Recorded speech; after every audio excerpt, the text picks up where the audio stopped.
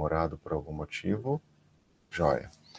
Então, vamos revisar hoje estequiometria de solução, né?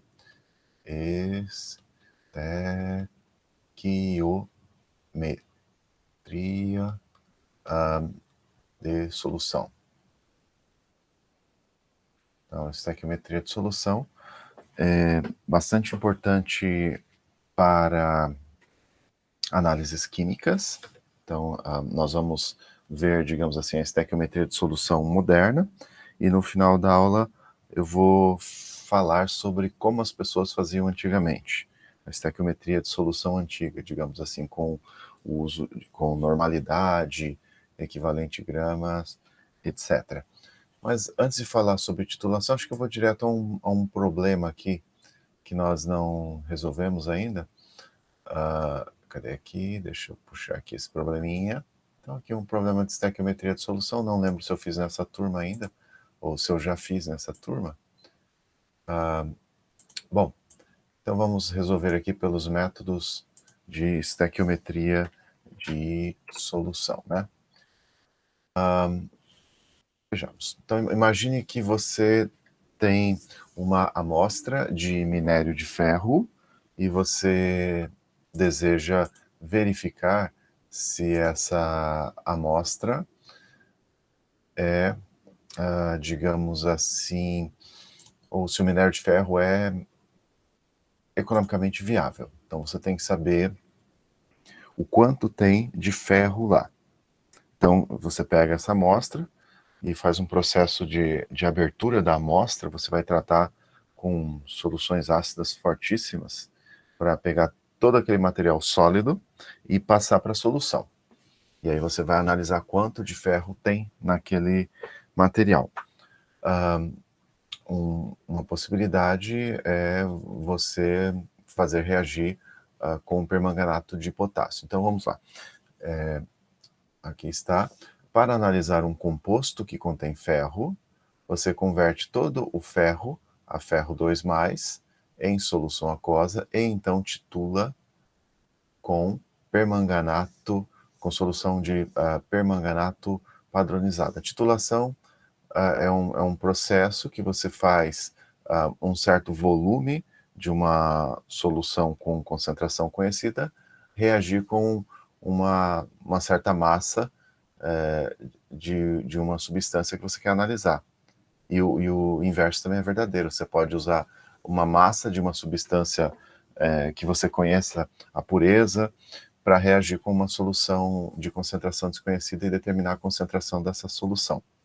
Enfim, titulação é um processo de análise química. Logo acima eu vou explicar com mais detalhes a titulação. Mas enfim, você tem lá a sua amostra que contém ferro, e você converte todo o ferro dessa amostra a ferro 2.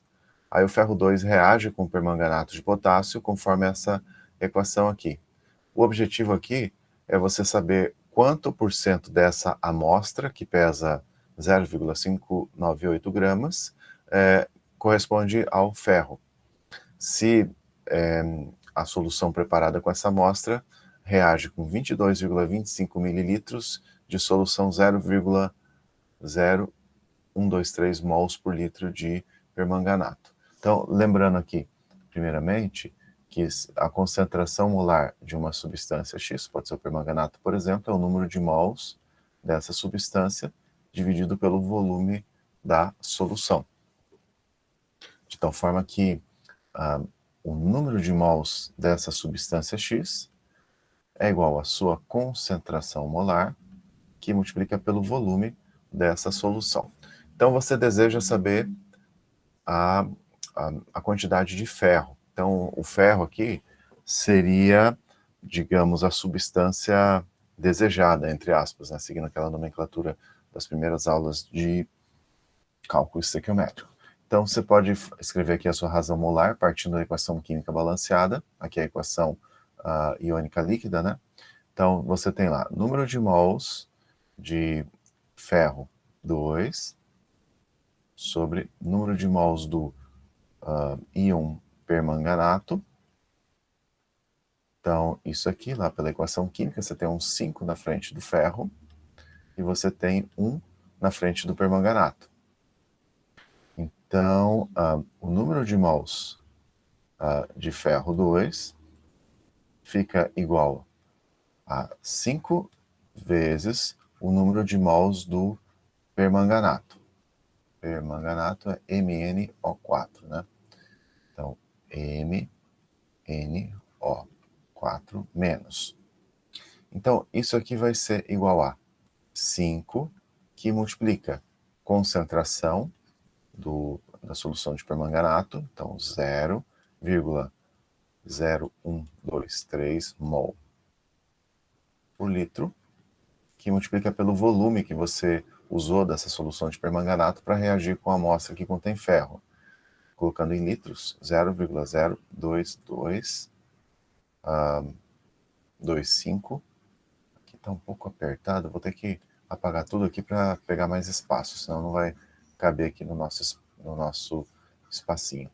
Então, você tem aqui, ó, 5, que multiplica a concentração do permanganato, 0,0123 mol por litro, que multiplica pelo volume da solução que você gastou, 0,02225 litros. Então, o número de mols de ferro 2 é igual a, vamos ver lá, então vamos multiplicar o 0,02225 por 0,0123 e vamos multiplicar por 5. Então aqui agora você tem o número de mols de ferro, que é 1,368,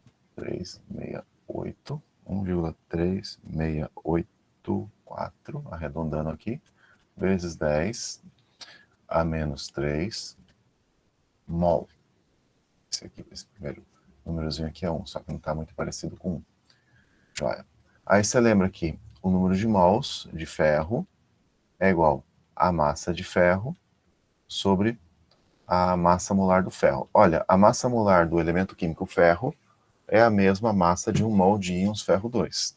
Então, por isso, nós vamos omitir aqui a carga do íon, porque você tem lá ferro que se oxida ferro 2, não muda nada a massa. Perdeu só 2 elétrons, a massa dos elétrons é muito, muito pequena. Então, a massa de ferro aqui fica igual ao número de mols de ferro 2, que multiplica pela massa molar do elemento. Então, o número de mols está aqui, 1,3684 vezes 10 a menos 3 mol. Aí você vai lá na tabela periódica e pega a massa molar do elemento químico ferro, que é 55,84 gramas por mol. Então, aqui, vamos ver. Então, isso vezes 55,84, 0,0764. Vamos até mudar de cor aqui.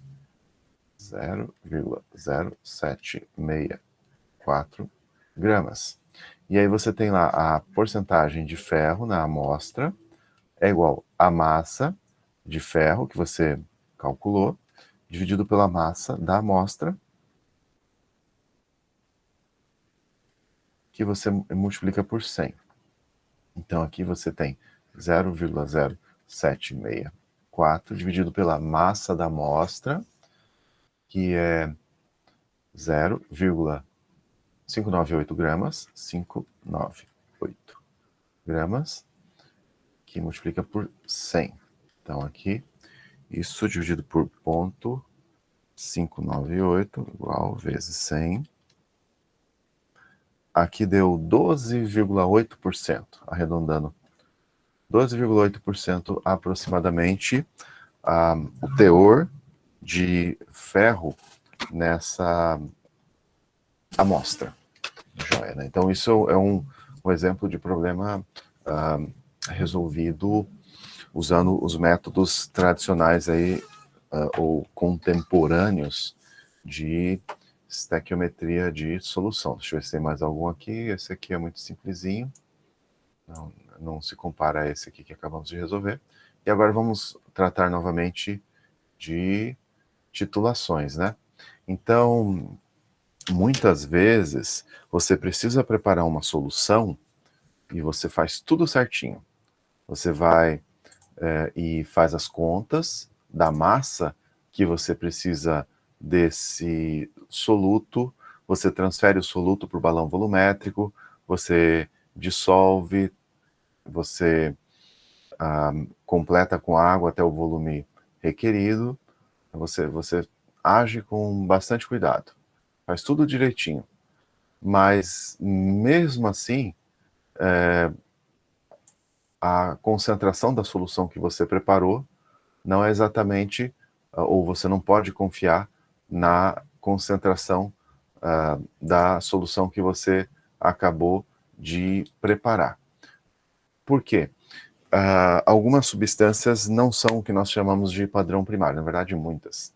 E aí você precisa padronizar essa substância, ou seja, fazer com que essa substância reaja com uma outra substância que você conhece perfeitamente o grau de pureza. Essa substância é o padrão, né? Pois é, né? Vamos tentar contextualizar aqui com o caso do ácido clorídrico. Então, aqui tem um frasco de ácido clorídrico, bem bonitinho. Esse aqui tá novinho, né? Mas eu tinha uma fotografia de um frasco de ácido clorídrico, desses que ficam muito, muito tempo no laboratório, e completamente diferente desse aspecto de frasco de ácido clorídrico novo. Enfim.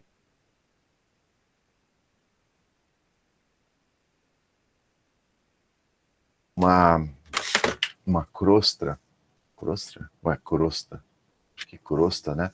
Uma crosta branca aqui nessa região da boca do frasco, mesmo o frasco nunca tendo sido aberto, mas o frasco tinha, digamos, vários anos no estoque e formou uma coisa estranha aqui. E o fato é que você compra o ácido clorídrico, aqui tem PA, ACS, American Chemical Society, enfim, é um ácido, esse aqui é de ótima procedência, esse ácido. Mas por mais que a procedência seja excelente, você ainda não tem segurança sobre o quanto, de fato, de HCl você tem aqui dentro. Repare que está aqui, 37% o grau de pureza. Então, você compra um ácido clorídrico para preparar soluções no laboratório e você vai ter uma pureza no máximo 37%. Por quê? Na verdade, o ácido clorídrico é uma solução de HCl em água. Então, esse HCl é o cloreto de hidrogênio, ele é um gás. Então, lá na indústria, eles vão pressurizar esse gás na superfície da água e ele vai se dissolver massivamente na água, vai sofrer o processo de ionização, então você vai ter lá o hidrogênio sendo, digamos assim, removido do HCl pela molécula de água, e aqui você tem o cloreto, aquoso aqui também. Preciso de eliminar essa palavrinha aqui, né? Joia, quase lá.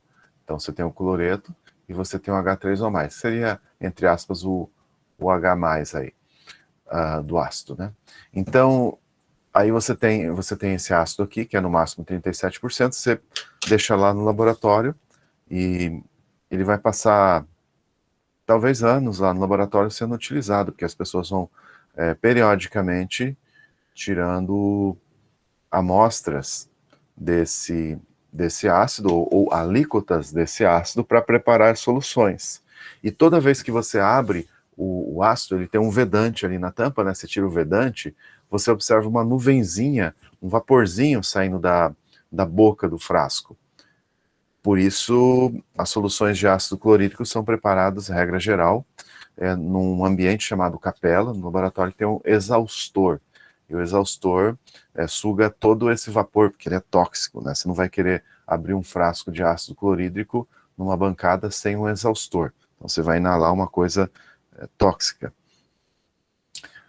Você vai se sentir incomodado com isso, vai incomodar as mucosas aí nasais.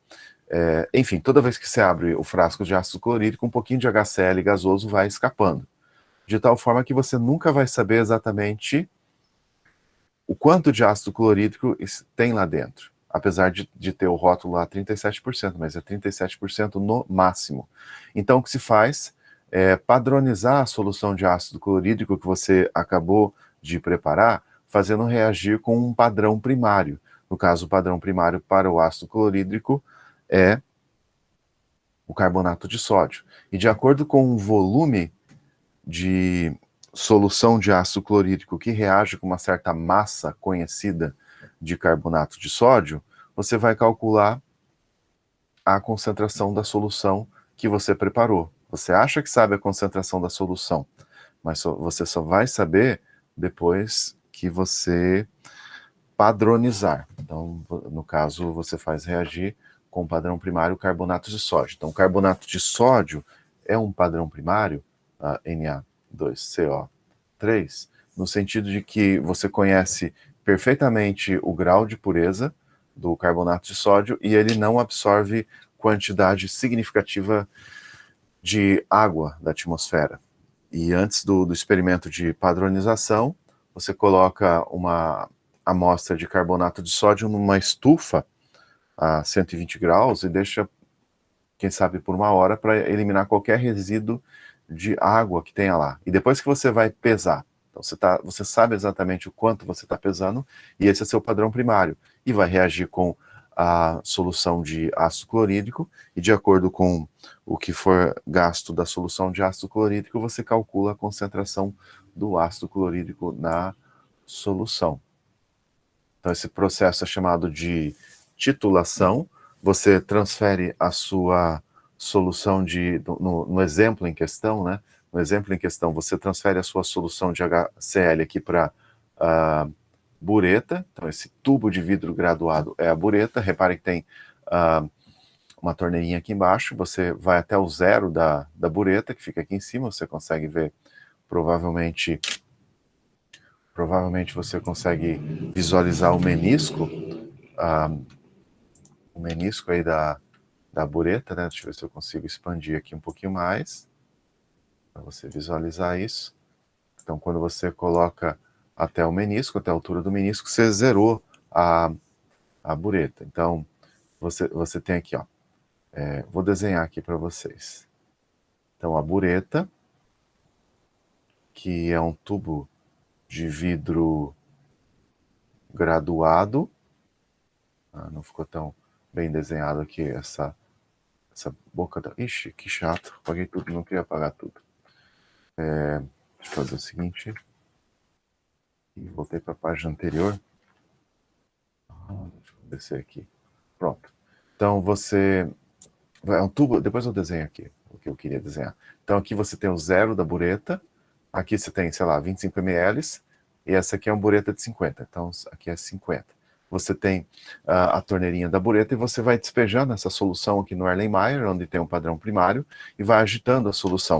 Quando a reação chegar ao ponto final, ao ponto de equivalência, a solução vai mudar de cor, porque você adicionou um indicador ácido-base que muda de cor numa determinada faixa de pH. Esse desenho aqui não se refere especificamente à padronização da solução de ácido clorídrico, porque na padronização da solução de ácido clorídrico usa-se o indicador alaranjado de metila. Esse aqui não é a cor de alaranjado de metila.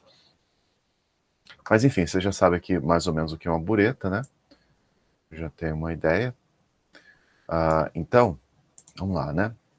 Aqui a gente tem um problema de padronização da solução de HCl. Então, vou desenhar aqui novamente a famosa bureta. Então, aqui a sua bureta. Aqui tem a boca, onde você adiciona a solução de HCl. Ela é um tubo graduado. Tubo graduado. Aqui em cima tem a marquinha do menisco, né, onde é o zero da bureta. Essa aqui é uma bureta de 50 ml. Então você vai escoar no máximo até esse ponto aqui dos 50 ml. Aqui embaixo tem uma torneirinha, então você tem a torneirinha aqui da bureta, e mais abaixo aqui você tem o Erlenmeyer. Então isso aqui chama-se bureta. E isso aqui chama-se Erlen. Opa, ficou meio feio aqui. Deixa eu apagar aqui. Sempre essas caixinhas aparecem aqui para me prejudicar. Erlenmeyer, né? O Erlenmeyer. Aqui nessa bureta, no caso em questão, você vai pôr a sua solução problema. Solução problema. Qual é a solução problema? A solução de HCl que você acabou de preparar. Por que ela é uma solução problema? Porque apesar de você ter feito corretamente os cálculos, transferido corretamente o ácido clorídrico para o balão volumétrico e feito a diluição até o volume que você precisava, você não tem segurança sobre a concentração de HCl. Por quê? Você pegou um frasco velho de ácido clorídrico, e mesmo que fosse um frasco 0 km de ácido clorídrico, ainda assim você não teria segurança sobre a concentração de HCl. Então você enche a bureta até aqui o zero, então você tem a marca do menisco, aqui 0 ml, tá vendo? E aqui no Erlenmeyer, você vai colocar o carbonato de sódio, seu padrão. No caso é um padrão primário, você conhece perfeitamente a pureza do carbonato de sódio. Então você pesou uma certa massa de carbonato de sódio aqui, e aí você dissolve esse carbonato de sódio em água.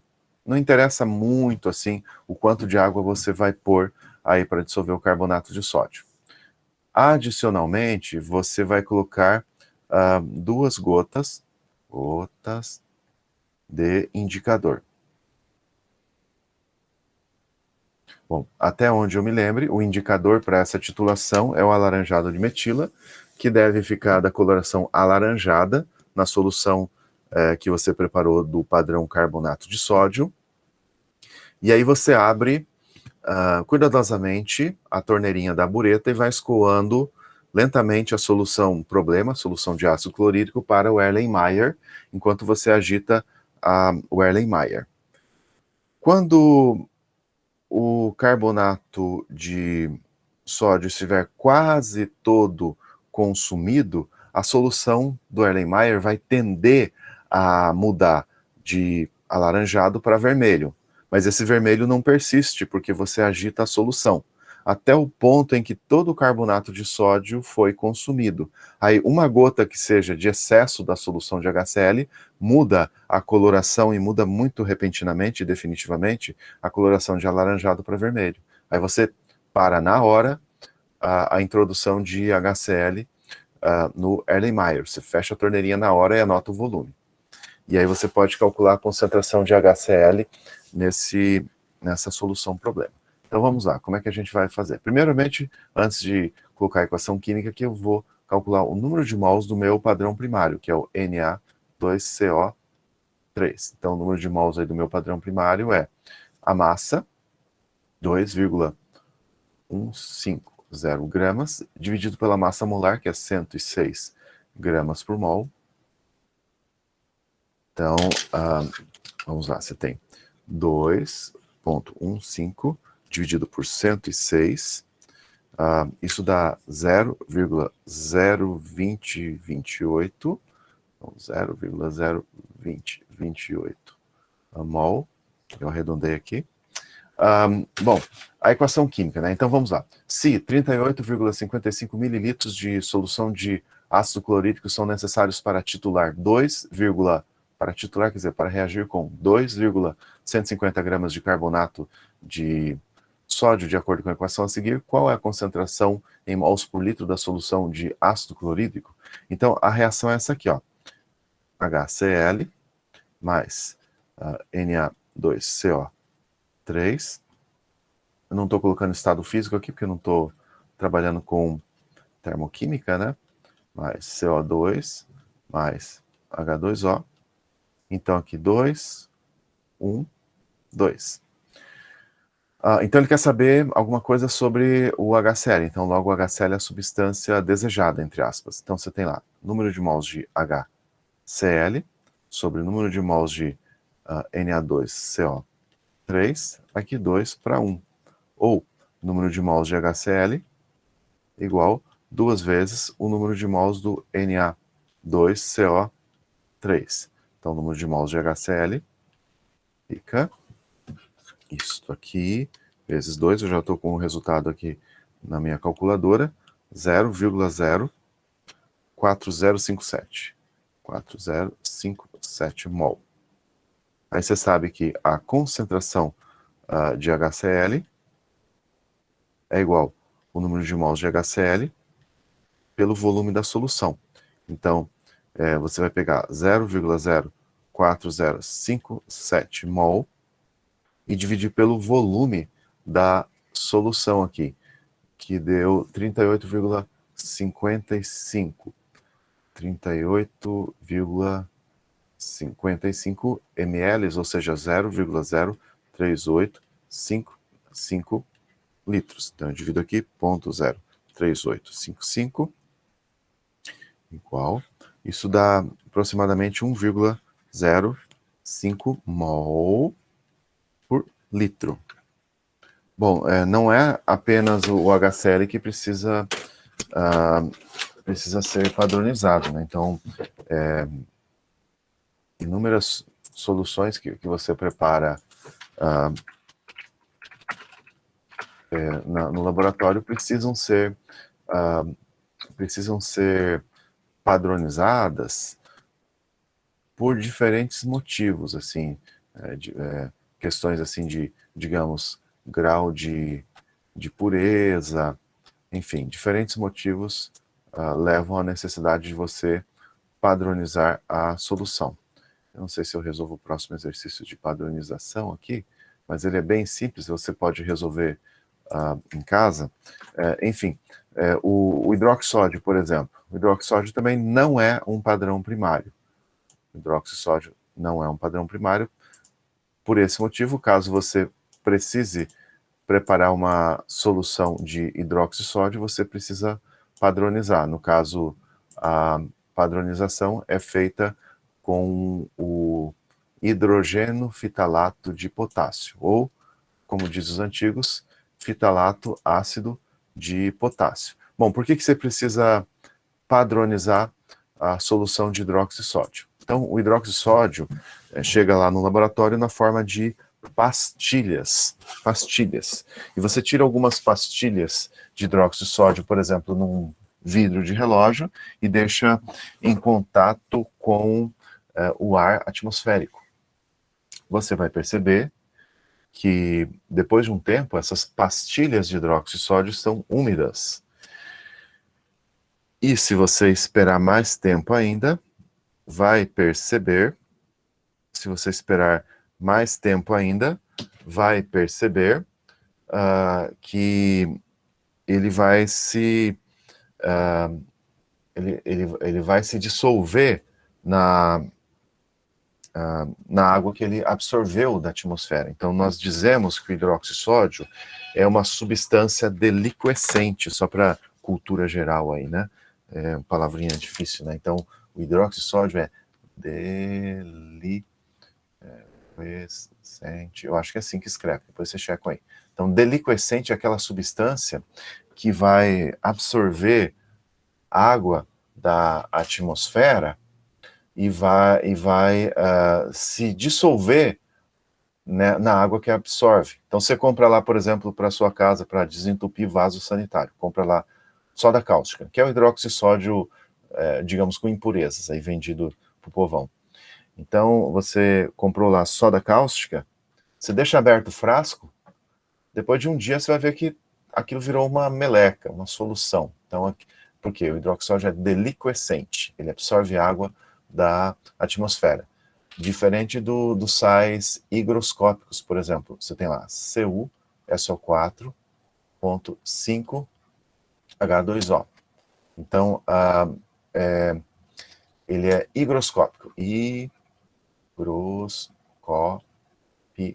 Quer dizer o seguinte, olha, o sulfato de cobre pentaidratado, ele é um sólido e que absorveu lá o seu 5H2O por fórmula unitária e fica feliz com isso. Então você pode abrir o frasco de sulfato de cobre pentaidratado, né, que é formado por cristalzinhos azuis, abrir e deixar em contato com a atmosfera e aquilo não vai mudar, porque ele tem lá uma quantidade fixa de, uh, de, é, de água. Então é higroscópico é uma coisa, deliquescente é outra. Bom, esse aqui é outro exemplo de probleminha envolvendo padronização, mas no caso a padronização da solução de hidróxido de sódio, né? Você pode resolver se você quiser, e depois no caso vocês aí, alunos de Química 1, se vocês quiserem ver a resolução desse exercício, tem você entra aí no Google Drive e consulta a aula de ontem que eu dei para as minhas turmas de Introdução à Química. Então tem esse problema aí se vocês quiserem checar a resposta, né? Eu não vou fazer aqui por questões de tempo, porque eu vou abordar outro assunto agora. Então vocês têm a chave do Google Drive aí das aulas de Introdução à Química. Agora eu vou falar um pouquinho sobre, não é que seja um clássico, né, mas sobre coisa velha. Uma coisa é um carro clássico, outra coisa é um carro velho.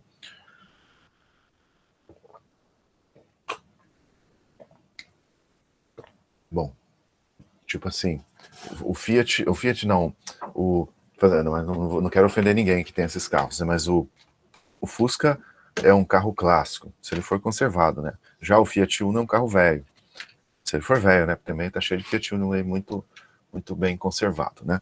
Então nós vamos ver coisa velha agora aqui. Coisa velha, quer dizer, como o pessoal antigamente trabalhava com estequiometria de solução, né? Então, antigamente se usava o conceito de normalidade, né? Normalidade. Então, lembrar aqui, ó, você tem molaridade ou concentração molar, né? Então, molaridade da substância X é o número de mols da substância X por litro de solução. Isso é molaridade. A gente trabalhou bastante com molaridade, né? Vale a pena aprender normalidade, apesar de ter sido, ou apesar da normalidade ter entrado em desuso nos laboratórios acadêmicos desde a década de 90 do século passado, ainda tem muito laboratório aí de controle de qualidade que tem procedimentos baseados na normalidade, por incrível que pareça. Então tem muita análise feita aí, que tem a receitona lá no laboratório que o pessoal usa a normalidade. Eu já recebi reclamações dos meus alunos de química industrial, que eles chegam lá em matéria de química industrial e de engenharia química, que eles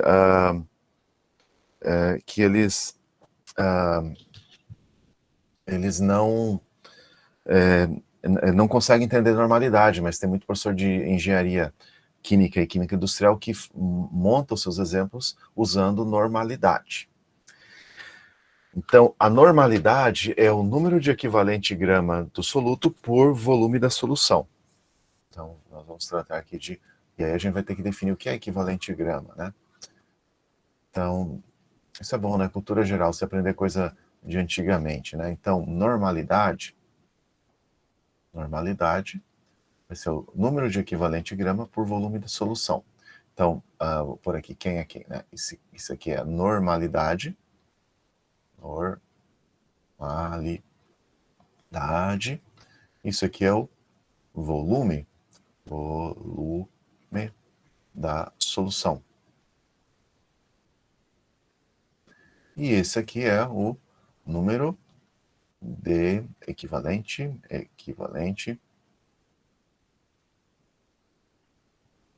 grama de soluto número de equivalente grama do soluto. Então, o equivalente grama do soluto, o número de equivalente grama do soluto, é analogia com o número de mols. O número de mols é a massa sobre a massa molar. O número de mols é a massa sobre a massa molar. O equivalente grama, o número de equivalente grama vai ser a massa do soluto, aqui estou me referindo ao soluto, né? O número de equivalente grama é a massa do soluto dividido pelo equivalente grama do soluto. E aqui nós vamos ver como nós definimos o equivalente grama. Então, aqui é o equivalente grama do soluto. Aqui eu dei uma abreviada, né? Equivalente grama do soluto. E agora a gente tem que ver como se define equivalente grama. Bom, depende da situação. Mas isso é uma coisa... Esse negócio de normalidade equivalente é uma coisa lá que vem de provavelmente 1700 antigamente. Você tem aqui, por exemplo, ó, hidrogênio mais um meio de oxigênio dando água.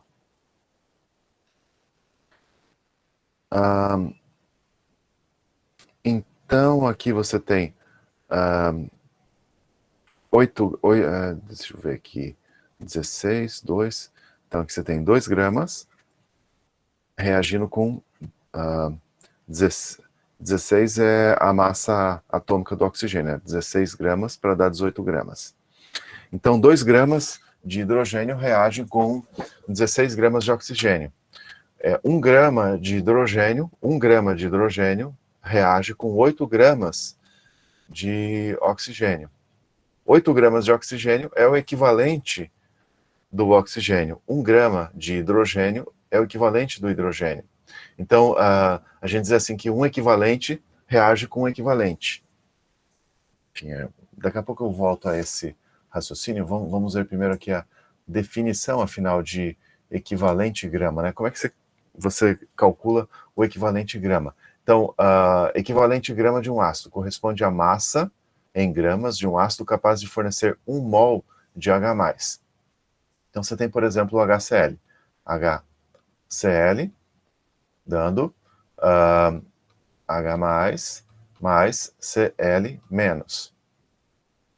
Então, você tem aqui, essa é a definição de Arrhenius, né? Ele libera o H+, né? Na verdade, a definição mais moderna aqui de Bronsted pode ser colocada assim, ó, HCl mais H2O, você imagina que a molécula de água vai roubar o hidrogênio, né? Você tem aqui H3O+, mais Cl-. Então, o equivalente grama do HCl é igual à massa molar do HCl dividido por 1. Porque o HCl perde apenas um hidrogênio. É um ácido monoprótico. Se você tem, por exemplo, ácido sulfúrico, H2SO4, vou representar as duas ionizações de uma vez só, embora isso não seja muito correto. Então, você tem aqui 2H+, mais o SO4, 2-. Ou você poderia escrever assim, H2SO4, mais 2H2O, dando 2H3O+, mais o SO4, 2-. Então, o equivalente grama do H2SO4 é a massa molar do H2SO4 dividido por 2, que é o número de hidrogênios ionizáveis. No caso aqui, para o HCl é 36,45, e para isso aqui fica 49.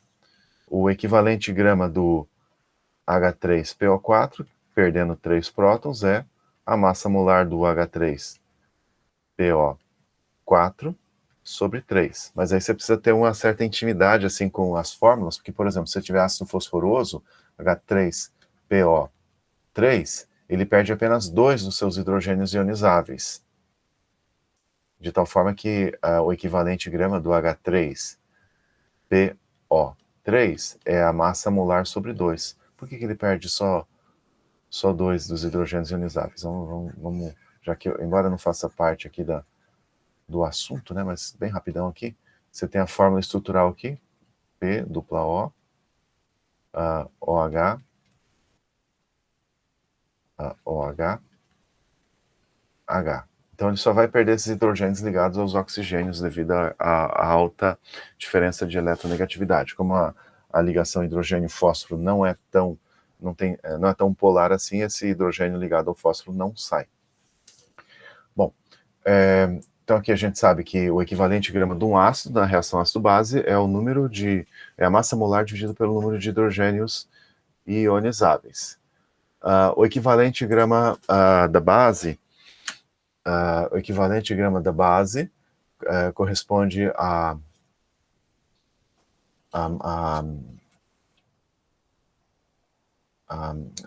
massa molar da base dividido pelo número de íons OH- que ela libera. Então você tem aqui, por exemplo, hidroxódio, NaOH, é um sólido, né? Em água, você vai ter lá o Na+, mais o OH-. Então, o equivalente grama do NaOH é a massa molar sobre 1, ou seja, 40 gramas. Se você tem, por exemplo, o hidróxido de cálcio, CaOH2, em água, você vai ter lá cálcio 2+, você tem um processo de dissociação iônica, mais 2, OH-. Então, o equivalente gramas do CaOH2 vai ser a massa molar sobre 2. Ou seja, nesse caso, deixa eu ver aqui, 17 vezes 2 igual mais 40, 74 dividido por 2, dá 37 gramas. Se você tiver uma base com capacidade de liberar 3 íons hidróxido, embora isso aqui vai acontecer só em meio muito, muito ácido aqui para o hidróxido de alumínio, mas em tese você vai ter lá 3 íons hidróxido por mol de hidróxido de alumínio, então 3 OH-. Então, o equivalente grama aqui do AlOH3 vai ser então a massa molar sobre 3. É assim que você calcula o equivalente grama. Bom, equivalente grama de um sal é a massa molar do sal dividido pelo... cadê aqui? Massa, corresponde à massa de um sal em gramas capaz de fornecer um mol de cargas positivas ou negativas. Então, por exemplo, você tem lá NaCl, o equivalente grama é a massa molar dividido por 1. Você tem, digamos, a carga positiva que você tem uma só, a soma de cargas negativas, você tem uma só também. Se você tem, por exemplo, CaCl2, então o equivalente grama é a massa molar sobre 2. Da mesma forma, se você tem FeSO4, então você tem lá ferro 2 e sulfato 2-. Então o equivalente grama é a massa molar sobre 2. Se você tem alguma coisa do tipo Fe2, SO4, 3. Então, o equivalente grama é a massa molar dividido por 6. Então, é isso aí. Como é que eu calculo o equivalente grama quando você tem uma reação de oxirredução? Então, você tem que conhecer a reação de oxirredução, na qual a substância participa, e dividir a massa molar pela variação do NOx. Então, por exemplo, no caso do permanganato, no caso do permanganato, você divide por 5 aqui, porque a variação é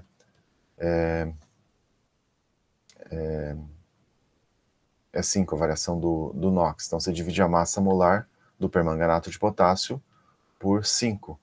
E aí você tem o equivalente grama. Bom, dito isso, a gente pode fazer alguns exercícios aqui. Lembrando que para você definir o equivalente grama, você vai ter que ver como a substância reage. Porque, enfim, depende de como ela reage.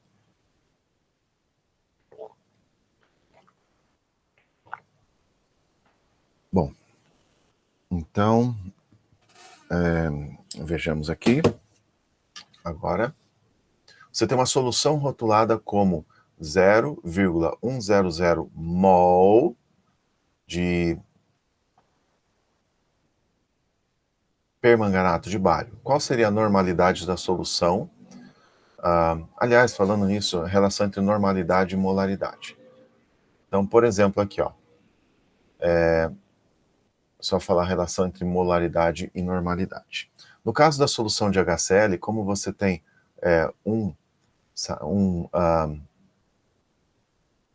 hidrogênio ionizável, então você pode dizer assim que a normalidade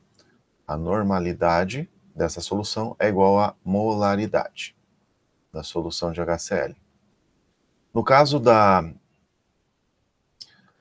do ácido sulfúrico aqui, você pode dizer que a normalidade, peraí, só uma coisinha aqui, a normalidade é 2 vezes a molaridade.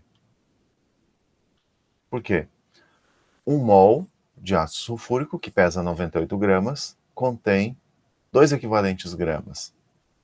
Então, uma solução 1 molar de ácido sulfúrico é 2 normal nesse composto. Vamos ver aqui outros casos. Então, por quê? A molaridade de uma substância X é o número de mols dessa substância sobre o volume. A normalidade de uma substância X é o número de equivalente grama pelo volume. E o número de equivalente grama, por aqui, o número de equivalente grama é a massa dividido pelo equivalente grama dessa substância X. Esse equivalente grama pode ser uma fração da massa molar. Então, o denominador aqui é diferente do N igual M sobre massa molar. Então, quando você tem aqui o equivalente grama igual à massa molar, então você diz que a normalidade da solução aqui de NaOH é igual à concentração molar da solução de NaOH. Nesse caso aqui, você tem em 1 mol de hidróxido de cálcio 2 equivalente grama, então a normalidade enquanto unidade de concentração, a normalidade aqui é 2 vezes a molaridade, e aqui como você tem o equivalente grama como a massa molar sobre 3, então a normalidade vai ser 3 vezes a molaridade. Vejamos o que mais temos aqui. Aqui também a gente aplica o mesmo raciocínio, então você pode dizer assim que a normalidade da solução de Fe2, SO4, 3 é 6 vezes a concentração molar desse sal. Porque 1 mol do sulfato férrico contém 6 equivalente grama desse composto. Então, por isso, a normalidade é 6 vezes a molaridade. E aí você usa esse raciocínio para os demais casos. Agora sim. Então, você tem uma solução rotulada como 0,1 mol por litro de permanganato de bário. Bom, para saber a normalidade, você precisa entender como a solução reage.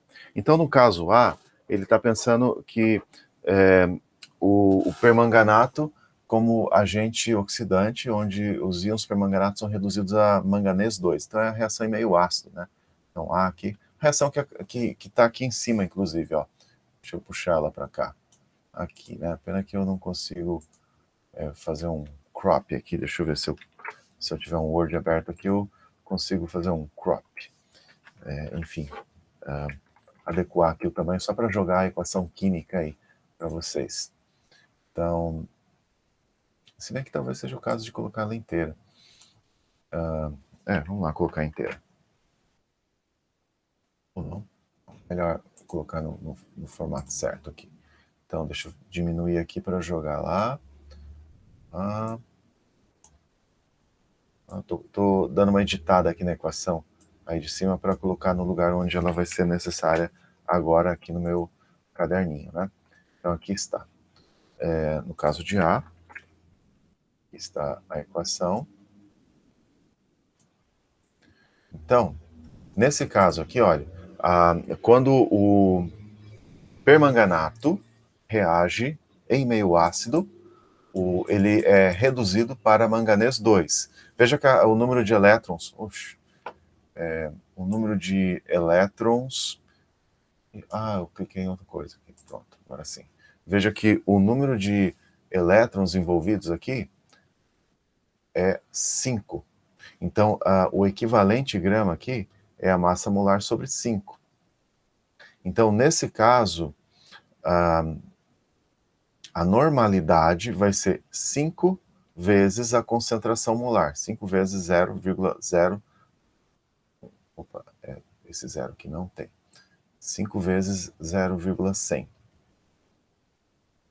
Então, isso vai dar 0,5 normal. Ou 0,5 equivalente grama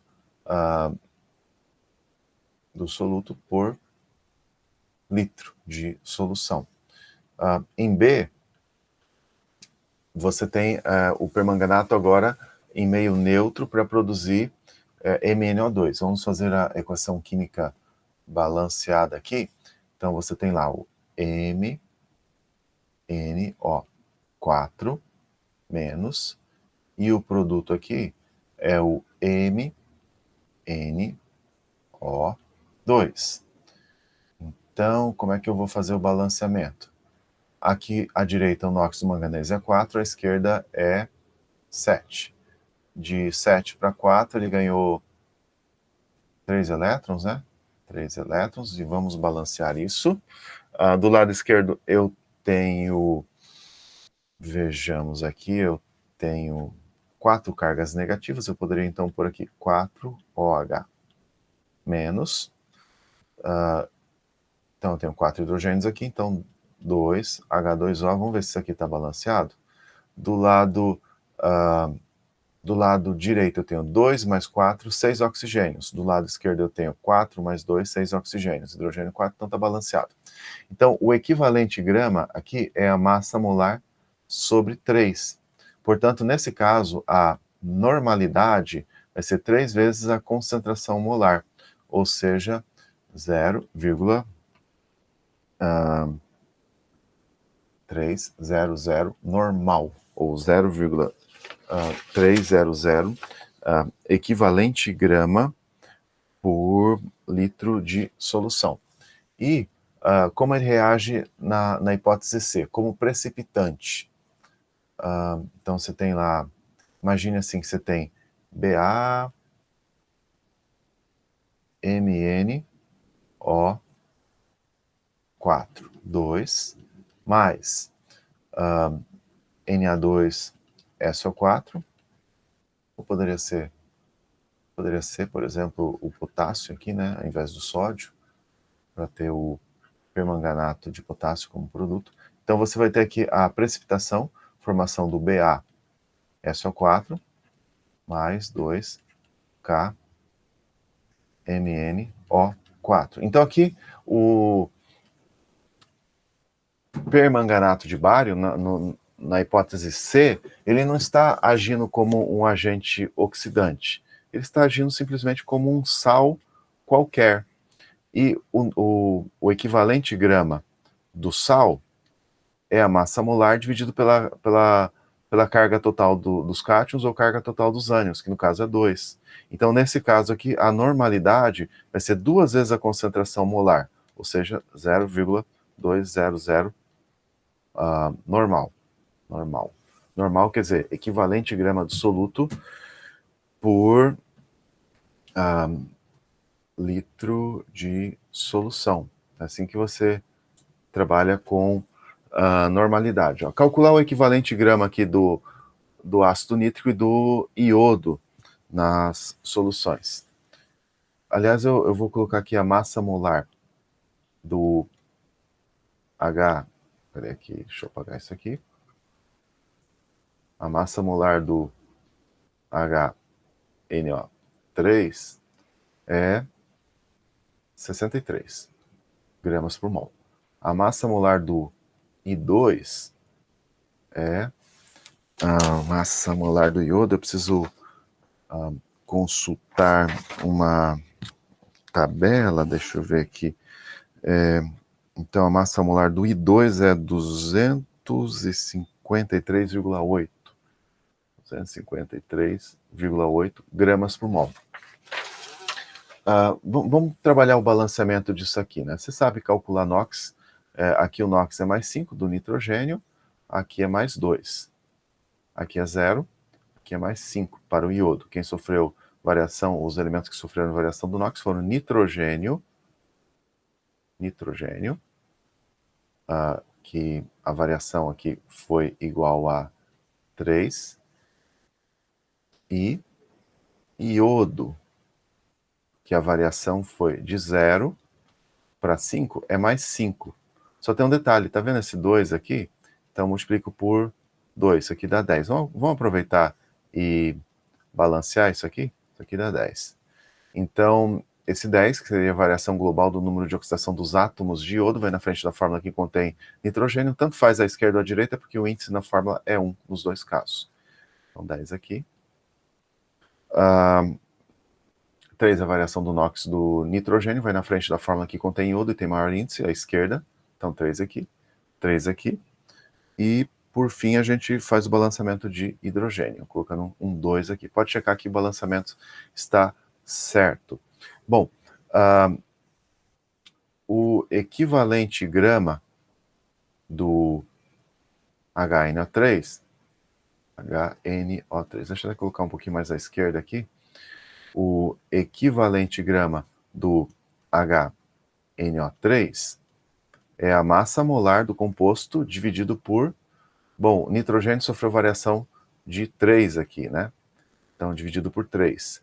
Então, isso dá 63 por 3, 21 gramas. O equivalente grama do iodo é a massa molar do iodo dividido pela variação do NOx, que foi de 0 para 5. Foi 5, né? Só que eu multipliquei por 2 por conta desse índice aqui. Então, eu vou colocar aqui 10 aqui no denominador. 10. Então, equivalente grama do I2, do iodo, é 253,8 dividido por 5, ou seja, 25,38 gramas. Então, em outras palavras, para você entender, você diz assim que 21 gramas de HNO3, que é um equivalente grama do ácido nítrico, reagem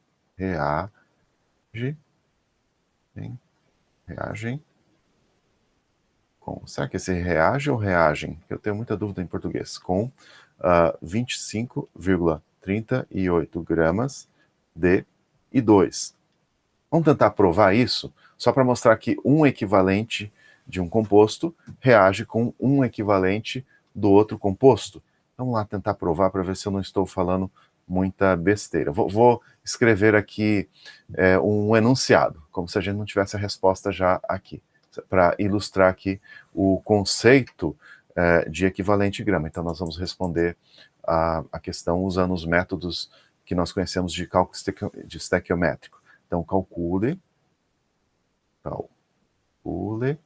a massa de I2, só para provar o que está escrito em verde aqui. I2 que reage com 21 gramas de HNO3. Então, calcule a massa de iodo que reage com 21 gramas de ácido nítrico. Então, vamos lá. Você quer saber alguma coisa sobre o iodo. Então, o iodo é a substância desejada, entre aspas. É a substância desejada. Então, você tem lá, número de mols de iodo. A substância dada é o ácido nítrico. Número de mols de HNO3. Pela equação química balanceada, você tem na frente do iodo 3, na frente do ácido nítrico 10. Então, o número de mols de I2 vai ser igual a 3 sobre 10, número de mols de ácido nítrico. Aqui tenho que apagar aqui para escrever a fórmula do ácido nítrico. Número de mols de HNO3. Bom, o número de mols de HNO3 é igual a 21 gramas, sobre a massa molar, que é 63 gramas por mol. Então, isso aqui dá 0,3333 mol. Então, aqui, isso aqui vai ser 3 sobre 10, que multiplica por 0,3333. Então, isso aqui vai dar 0,1 mol. Aí você tem lá, número de mols do iodo é igual a massa do iodo sobre a massa molar do iodo. Então, a massa do iodo vai ser igual ao número de mols de iodo, 0,1 mol, vezes a massa molar do iodo, que é 253,8 gramas por mol. Então, isso aqui vai dar 25,38 gramas. Então, está provado que um equivalente do ácido nítrico, 21 gramas, reage exatamente com um equivalente do iodo. Então, é assim que a gente trabalha com o equivalente grama. Isso é muito, ou foi muito útil no passado, quando se tratava de titulações. Tá? É bom aprender. Isso aqui talvez não seja um carro velho, isso aqui, talvez seja um clássico. Bom, depende de como você tratar, né? Vamos ver quantos equivalentes. Isso aqui é muito simples, né? Quantos equivalentes estão contidos nesse volume? Então, você tem assim, olha, normalidade igual número de equivalente grama sobre volume. Então, por exemplo, aqui, para resolver o C, o número de equivalentes grama, que eu estou representando por E1, o número de equivalente grama do soluto, E1, vai ser a normalidade vezes o volume. Então, aqui você tem a normalidade, que é 0,20 normal. Normal quer dizer equivalente grama do soluto por litro de solução. Vezes aqui 0,5 litros. Então, isso dá 0,1 equivalente grama do soluto por litro de solução. Na verdade, equivalente grama do soluto. Que aqui eu multipliquei isso aqui pelo litro, né? O litro foi embora. Então, aqui a gente calculou o número de equivalentes. Deixa eu ver aqui quantos gramas são necessários para preparar isso aqui, né? Também, quantos gramas de soluto são necessários para preparar 1 litro de solução normal dos seguintes compostos, né? Então, vamos ver se a gente resolve isso daqui. Então, vejamos. No caso de A aqui, você tem lá o hidroxilítio, que é uma base que tem um hidroxila apenas. Então, em água, você vai ter lá lítio mais OH menos. Então, nesse caso, o equivalente grama é igual a massa molar sobre 1. Então, a massa molar disso aqui é igual à massa que eu estou procurando.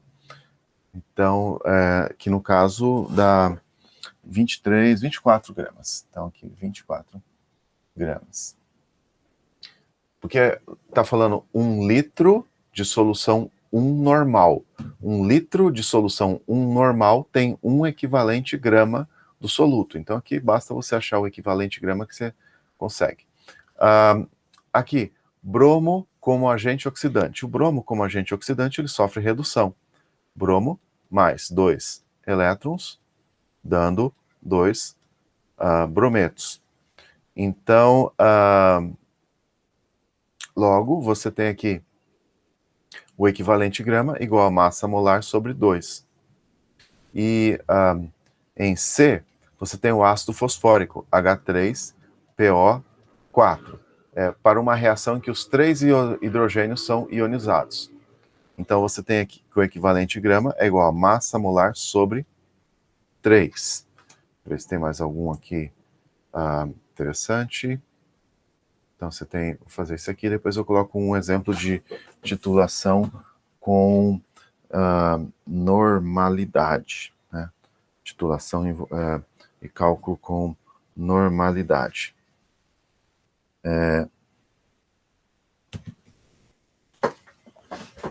Deixa eu ver aqui. Então, vamos lá, né? 16.65. 16.65. Então, primeiro vamos checar aqui a variação de NOx, né, desses compostos aqui, né, que ele quer saber, calcular aqui as normalidades. Então, deixa eu mudar aqui, só aumentar um pouquinho isso aqui. E a cor. Deixa eu ver aqui. Então, vamos lá. Balançar a equação bem rapidinho. Então, o NOx do cromo aqui é 6, né? O do ferro aqui é 2, aqui foi para 3, aqui foi para 3. Então, a variação do NOx aqui do cromo foi 3, só que tem um índice aqui, o índice 2, então 3 vezes 2 dá 6. A variação do NOx do ferro foi 1. O índice aqui é 1, então é simplesmente 1. Você precisa saber as massas molares dos compostos para preparar a solução, né? Então, você tem aqui a massa molar do K2CR2O7, não vou pôr a unidade aqui, 294,2, 294,2, e a massa molar do FeSO4 é 151,84, 151,84. Então, vejamos aqui. Então, você tem isso. Qual a normalidade aqui no caso? Primeiro, o equivalente grama do dicromato, o equivalente grama do dicromato é a massa molar sobre 6. E esse equivalente grama dá 49,03. Então, a normalidade dessa solução vai ser a massa, 3,87 gramas, sobre 49,03 gramas, grama por equivalente grama, digamos assim, grama por equivalente grama, e aqui o volume, 0,035 litros. Então, isto aqui vai dar 2,25 normal. Então, normal quer dizer equivalente grama do soluto por litro de solução. No caso do B, a normalidade vai ser igual a molaridade. Por quê? O equivalente grama aqui do sulfato ferroso é a massa molar sobre 1. Então, basicamente, você vai dividir isso aqui pela massa molar e dividir pelo volume, que dá, então, a normalidade 0,84 normal. Normal é equivalente grama do soluto por litro de solução, né? Eu acho que eu vou fazer o seguinte, vou apresentar só um exemplozinho de titulação aqui envolvendo normalidade. Deixa eu ver aqui. Solução, joia. E aí o resto eu vou deixar para a próxima aula, porque está ficando um pouco, talvez fique um pouco longo, e depois eu quero usar também essa aula para postar como videoaula no YouTube. Então, vamos lá, vamos pôr um exemplozinho aqui.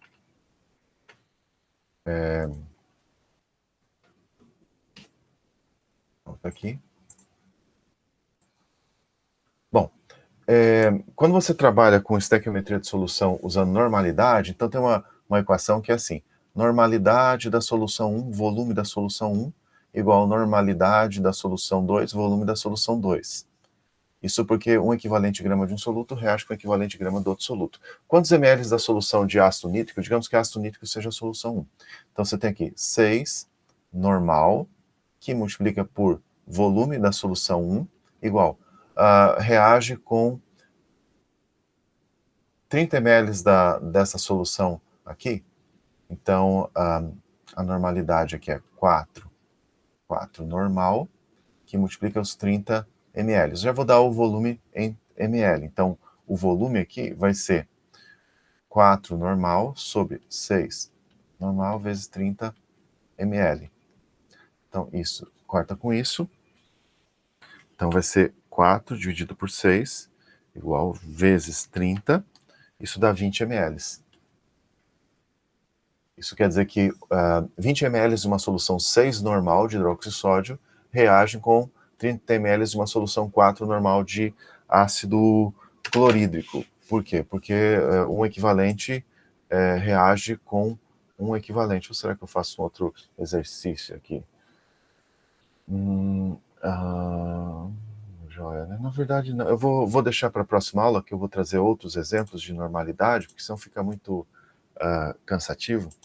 E, enfim, isso aqui é como as pessoas usavam antigamente, até em universidade, para trabalhar com estequiometria de solução, mas obviamente não está completamente esclarecido hoje isso para vocês. Então, próxima aula eu trago mais exemplos.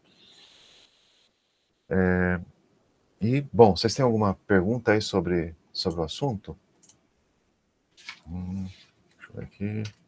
Não, né? Ninguém perguntou, então tá bom, né? A gente se vê quarta-feira.